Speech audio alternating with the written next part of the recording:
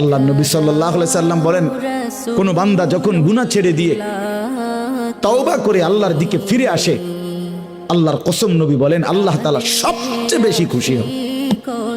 আশাদ্দু ফারাহান, আল্লাহ তাআলা সবচেয়ে বেশি খুশি হয় কখন? বান্দা আল্লাহর দিকে ফিরে আসে যখন। বিতাওবাতি আবদিহি, বান্দা যখন আল্লাহর দিকে ফিরে আসে আল্লাহ তাআলা ভীষণ খুশি হয়। গুনার নাফরমানের জিন্দেগি ছেড়ে দিয়ে আল্লাহর দিকে যখন ফিরে আসে, আল্লাহ তাআলা তখন 7 আসমান সাজিয়ে দেয়। ফেরেশতাদেরকে বলে, আসমান সাজিয়ে দাও, জান্নাত সাজিয়ে দাও। ফেরেশতারা 7 আসমান জান্নাত সাজাইয়া ফেরেশতারা জিজ্ঞেস করে, মাওলা আসমান কেন সাজাইলেন, জান্নাত কেন সাজাইলেন?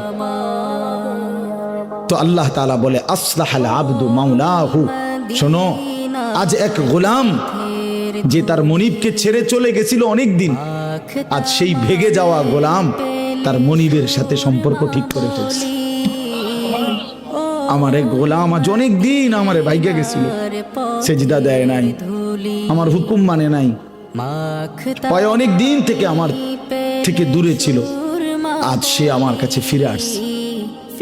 আমার গোলাম আমার কাছে ফিরে এসেছে, এই খুশিতে আমি আসমান সাজিয়ে দিলাম, জান্নাত সাজিয়ে দিলাম।